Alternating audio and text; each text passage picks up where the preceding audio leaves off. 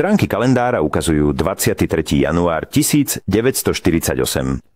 Said Nursi a 50 Nur študentov je prevezených z Emirdau do Afionu a sú zadržaní po ich výsluchu. Nur študenti z iných provincií sú tiež zadržaní a privedení do Afionu. Takto po Eskişehire a Denizli začína tretie uväznenie. Bediüzzaman zostane vo väzení v Afione 20 mesiacov.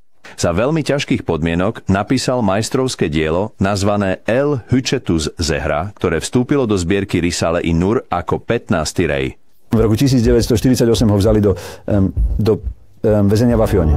Tam bol v samoväzbe 20 mesiacov v betónovej cele.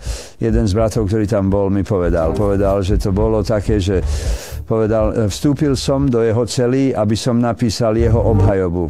Povedal, betónová cela bola taká studená, že som to nevydržal 2 alebo 3 hodiny.